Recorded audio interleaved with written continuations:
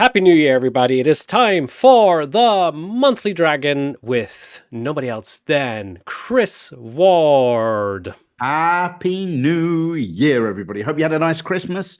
We are now back. We're back for some more Dragon Monthly, some thrills and spills.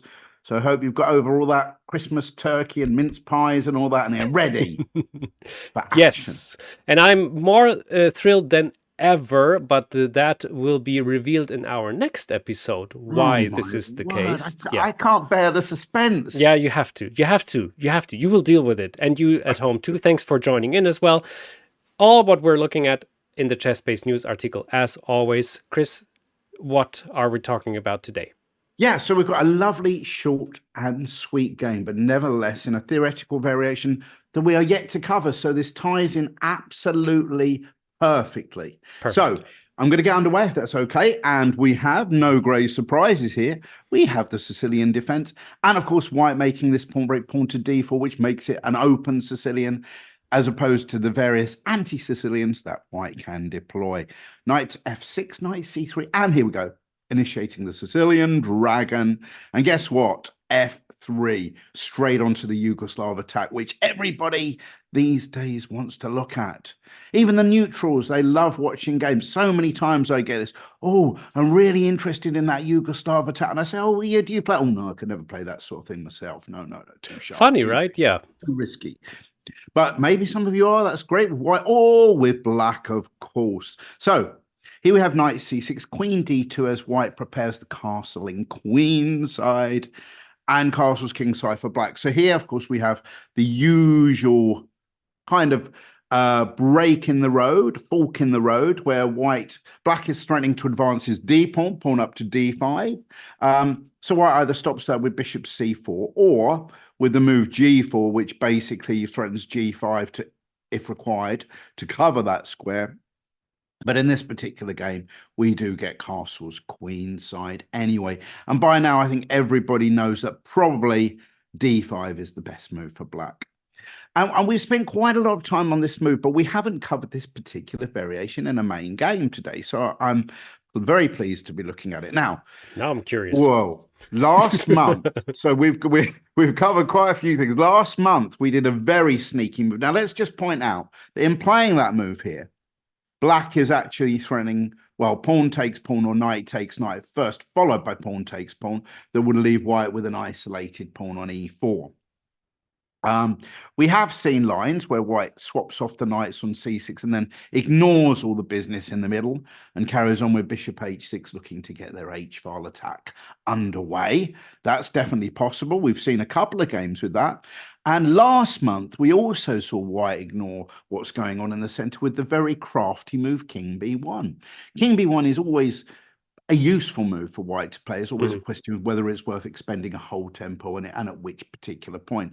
But it's quite sneaky because if black goes, oh, don't worry about that, I'll take that now, then unfortunately, he's lost a piece. Seems outrageous, but we can't take the knight back because the queen's hanging. Yeah. And if queen takes queen, then there was sneaky knight takes e7 check, intermezzo, and the white would recapture the queen on d2 next. It's going to be a whole piece to the good, a whole knight to the good. That is a trap that actually I've seen some quite good players fall for, can you believe? Yeah. So king b1, and in fact, I think we actually also, if I recall, after king b1, we saw a game where black swapped off the knights first, and then white responds with e5, not even recapturing that knight, but going pawn to e5. So do check out our previous offerings, and you'll find lots on that. But today we see white take on d5, no great shakes there. Knight takes d5, again, knight takes c6, nothing new so far. B takes c6.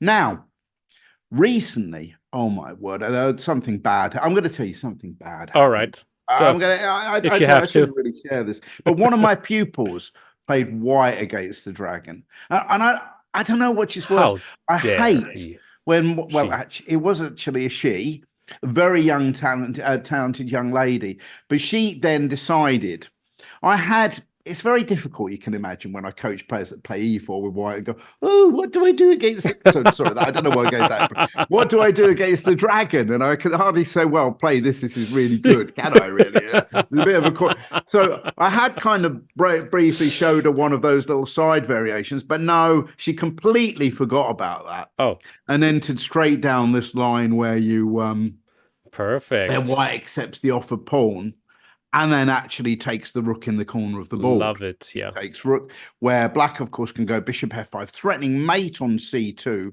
as well as the queen. There's no way to guard both, so the queen takes here and king takes. And she actually got this position with white herself and went on to lose quite horribly, I would say. Engine says black has the advantage here. Do you know what? Whose show is this anyway? I was actually going to tell you.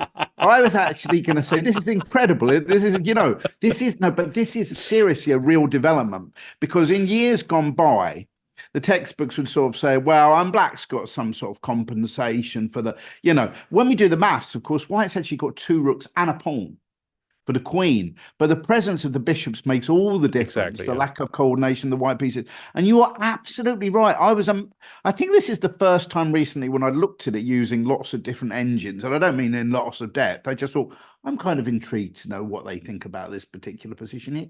And you're absolutely right. Mm-hmm. A lot of the engines just actually say, no, black's a little bit better here, honestly, engines have changed. That didn't used to be the case. They will give white a tinsy bit better, but given they're 2 points up, you always used to think, well, if white's a tinsy bit better, but he's actually got 2 extra points then worth of material, then surely there must be some good compensation. But no, it's actually in black's favor. Mm-hmm. So as you can see, I had to be really nice and say, yeah, but this isn't what I told you to do, is it? So so there we go. So the worst thing is she's now started watching these, so she's gonna watch this soon. That's not fair. I believe in you. You have a very good teacher. Thank you very much. Very good. Not that good, obviously. Now, anyway, back here. So this is the game that we're going to look at today. And instead of going knight takes knight, accepting this pawn which is being offered, white plays bishop to d4. Again, not new at the moment. Mm-hmm. So essentially, white's logic is, if we could just start swapping off some minor pieces, like knight for knight, bishop for bishop, keep everything the same, including black's pawn structure here on a7 and c6, then that's surely going to be a favorable endgame for white, because the white rooks might get to slide up and along and pressurize those. So the queen's, of course, coming off as well, and it would definitely be a good endgame for white. So it's not in black's interest just to do fair swaps all the way down the line. And consequently, that's why for many a year, this move e5 was the main variation. And we, of course, have covered this line here quite a bit, where it's not wise for white to take that offered rook, because if bishop takes rook, queen takes, and then there's going to be an awful lot of pressure down on b2. See, this is another thing. I remember reading this in a textbook as well, which basically said when I read it years ago when I was learning the dragon, that the black dragon bishop is as good as a white rook. Yeah, which is, of course, the case here. And often you think, oh, yeah, but that surely can't really be the case. But you know what? This sort of position it actually is, because the rook just doesn't really have like an impact for quite a while. Yet you can see how there's going to be pressure against b2, queen, b4, eventually maybe pawn to e4 and such like that to open up that diagonal. So that's definitely not wise for white to take that rook. So instead, what white will tend to do is maybe put the knight on e4, for example, and then black might eventually move this rook to e8 or b8. Anyway, we've looked at a few things like that. And today we're moving on to a different system, which actually has been very highly respected, played by some strong players in reach. Hikaru Nakamura, for example, has played this with very good results, including against Magnus, actually. Taking on d4 with the bishop. Now, you could say that flies in the face of the simple swapsy-wopsies that I was talking about. But no more. Now he plays queen b6. Now, yes, of course, this does offer a swap of queens. But the whole point is now, if white swaps off the queens here, then black will get the opportunity to reintegrate that pawn from a7 into the main action, so ironing out the pawn structure, and of course with a half open a file towards a2. So white can't now simply win a pawn because a2 is going to be hanging. And let us not forget that should we have knight takes, we're going to do it in advance. Not going to play it on the board. You know, I like our readers to think ahead, analyze ahead. If knight takes knight, pawn takes knight, and rook takes pawn, and black goes rook takes a2, although there's an isolated pawn on b6, of course, both sides have got 2 pawn islands. That's the bottom line. And pawn islands is actually a very important concept. So the queen goes to b6. This is it saying, would you like to swap off the queens? Is it possible for white to win a pawn? I think it's vaguely possible for white to try to win a pawn by swapping off the knights first and then taking that pawn. But it is really seriously asking for trouble now, because there's some incredibly dangerous looking lines against the white king. Even if they say, please, can we swap off queens now? You say, no, I don't think so.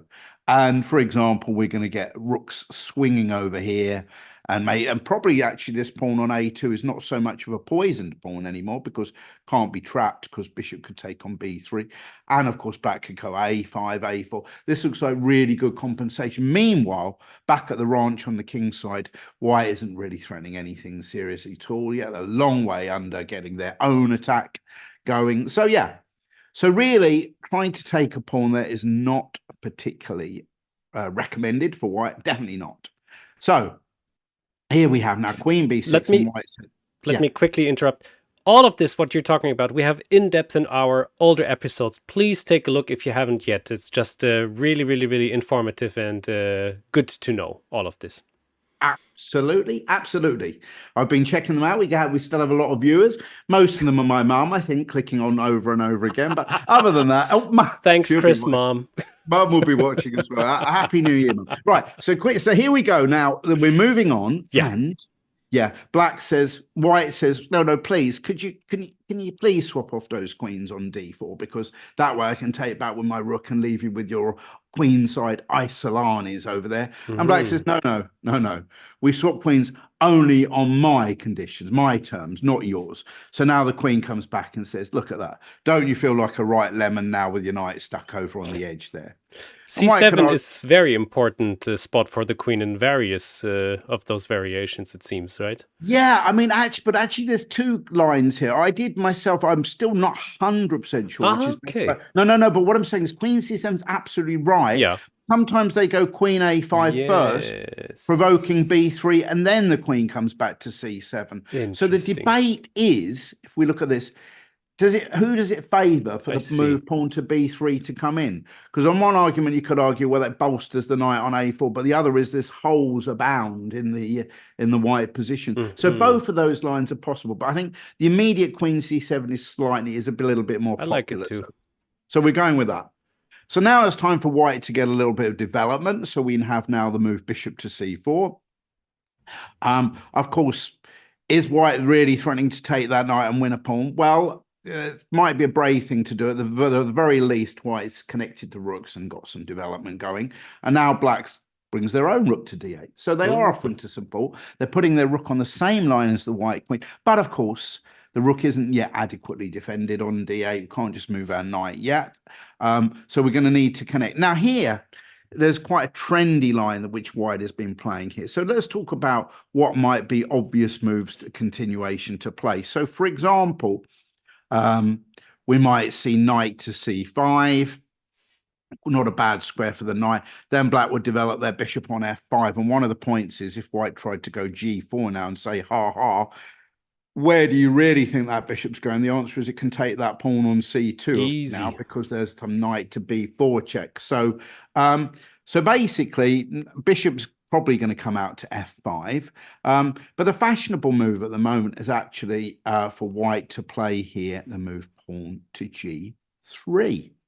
Now, the move pawn to g3 does a couple of jobs, if I just return it. First of all, it means that there's no requirement to protect h2, which might have been a concern if white was looking to centralize the knight sometime. And secondly, this is a very good square here. Yeah. So once the rooks are connected, the knight might come to f4. And if the queen moves away, for example, here, then maybe we're going to have queen to f4 check, of course, which could be quite a useful. So f4 is actually quite a handy square. So white played g3 to put paid to black invading there. And now it's over to black, work to go. Now they play quite a really kind of provocative move here. I still think bishop f5, perfectly reasonable move, developing the bishop here. But what black actually does now is move the bishop all the way down there to e3. Is if to say, oh, look, you That's created nice. a little hole. I'm going to invade there. Now, the first thing to note is whether the bishop had gone to f5 or gone to h3. We are, of course, connecting the rooks along the back rank, which now means that we have threats such as knight b6, moving the knight away, discovered attack against the queen.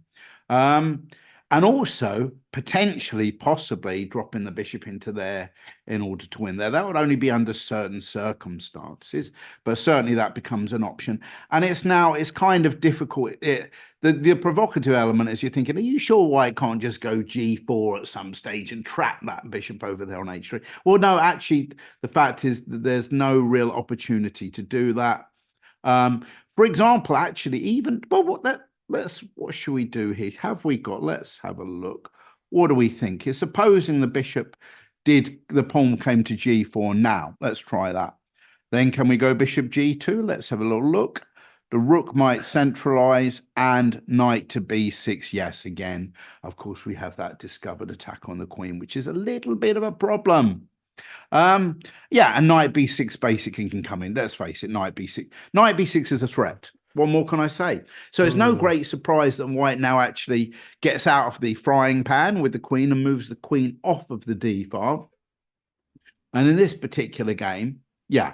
So where should the queen move to? A few choices. It could just go back to f2, for example, here. But I think if, for example, it came back to f2, then I think, again, knight b6 looks like a very reasonable move, forking these two pieces here. Yeah, and probably let's just play a couple of little variations. Supposing white played bishop b3, trying to keep the structure, i.e. with black having those two isolated pawns. Knight takes, and pawn to c5.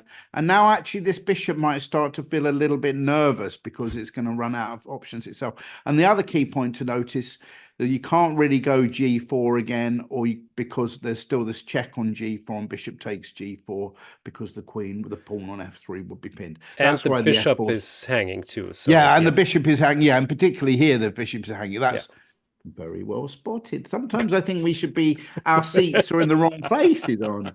So excellent. So white played queen to h4. Actually, I'm attacking the bishop, and now black said, okay, I'm coming back to f5. So again, the point is if white goes g4, the queen can hop into that f4 square, which this time will be forking the bishop on c4 rather than a4 compared to that last variation.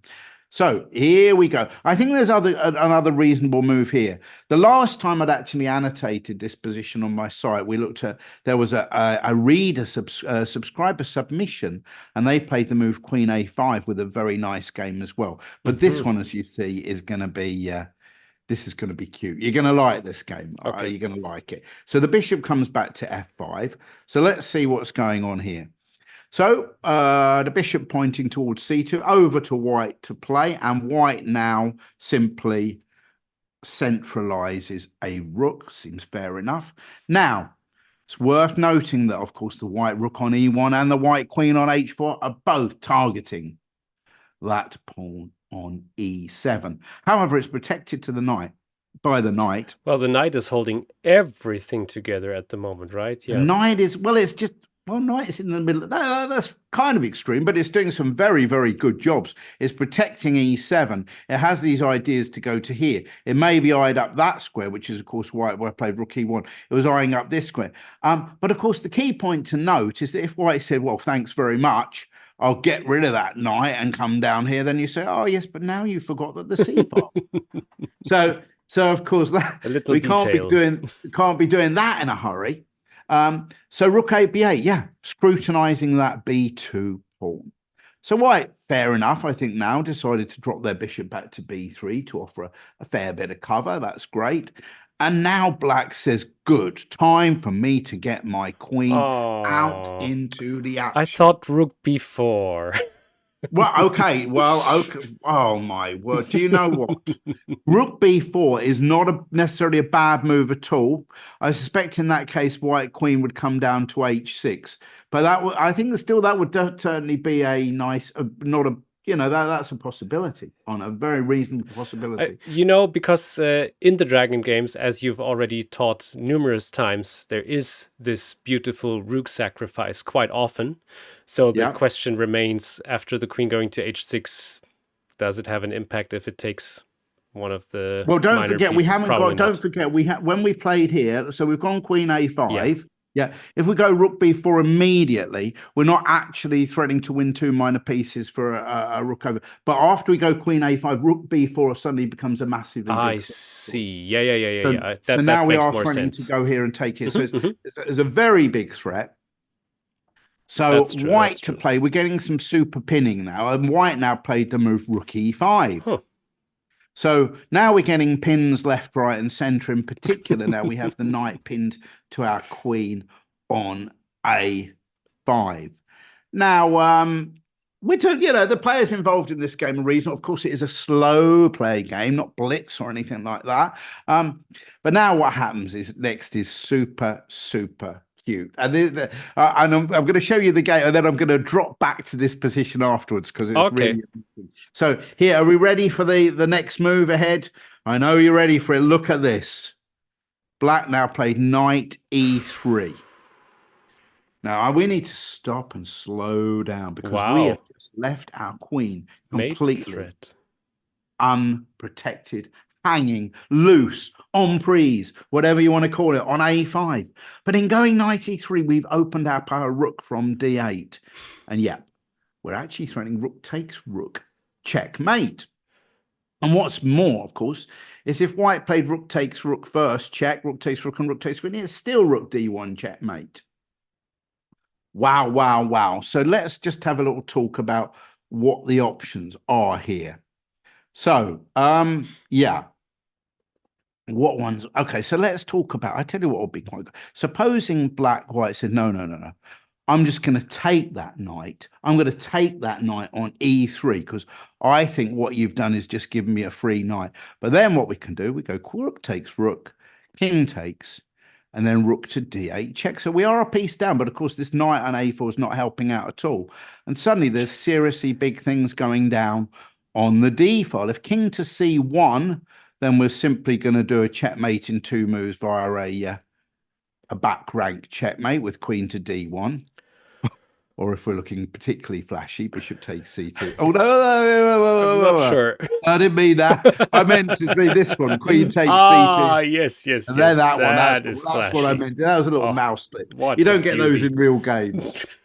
So basically, I think that's what's called showing off. In actual fact, I don't think that goes down well with anyone. So rook takes d1, king takes queen here. So then we could have rook to d. Well, if the king comes this way, of course, it's still queen to d2 check, and you're losing the rook. White, black's suddenly going to be the exchange up hand with a mega attack with that knight over there offside.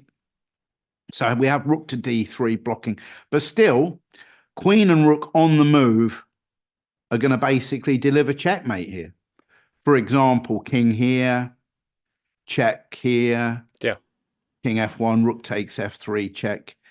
King here, and then it's mate in a two in about 55 different ways, for example, like that. Yeah. So that's so we come back. So this is where the fun is actually only starting now. So we've got knight e3. So white's looking at it thinking, okay. I thought I don't think you can really get away with that sort of move. And of course, my golden rule, of course, that I always teach. Do you remember what my golden rule is? Not talking dragon, we're here just talking general chess. I Now, do you remember? know. The rule, which is one of the most important rules, and I always use it since you've been teaching it so many times. Always look for checks. Oh my word, Arnie, you're amazing. You're my first kind of associate that's ever remembered that rule. So you're right. And of course, the big question is, I what see do it. we do after the move bishop takes f7 Yes. check? Now, this is, of course, a semi-dangerous move, isn't it? Because if we're to take that bishop, And the white rook ignores the queen and descends down on e7 check. And that's going to be checkmate for white in a couple of moves. Whether the queen takes on h7 with check or invades via f6 check down there to f7, g7 or whatever. It's all mate. So what do we do about that? What can we do about this? Well, the point is, if we now say, no, I'm not going to take that bishop and go king g7, then what can happen there? Even though there's a queen on prise, there's rooks on prise, there's a knight on prise. Well, not really on prise, really, if there's getting mated. But the bishop can then drop back to d5. Oh, nasty. Stopping our threats on the d file and bringing these rook takes e7 check things into play. My word. So black has to be very, very careful when I say that. But of course, there's not that many choices. And of course, the absolute answer is king h8, exclamation mark. And why is that the case? That's the case because when white still needs to deal with these threats along the d file, and there aren't any real good solutions. Also, just for good measure, of course, black is threatening to, well, there's a possibility for black to just take this rook on e5. Just because the white rook can't take the black queen, it doesn't follow us the other way around. So it's over to white to play. And what can white do about this? Well, white has to go for this bishop d5 move anyway. I think that's the only available move. But of course, this time round, there aren't any checks at all. So rook takes, well, that don't give away the queen. So rook takes d5. Here we have it here. So what I mean is there's no rook takes e7 check. There's no queen takes it, queen h7 check, nothing like that. So now we have rook here, and now we have white to play. Still a bit of a problem here, that this rook here from d1 can't move because of queen e1 checks also going to be mating. So white played rook e takes d5. Oh, okay. Yep. And well, I don't think there's any other problem. If he takes on e3, of course, it's the same story. We go rook takes rook on d1. Let's have a little look at this. Same thing as before. And then rook d8. And still the same problem. It's exactly the same as before. Yeah, and king cannot escape to e2 either because... yeah, queen d2 takes rook. Yeah. And actually, then it would actually be a whole rook up, actually, as we're doing the point count there. And again, we have this one here. And again, the problem is there's no checks for white in this position here.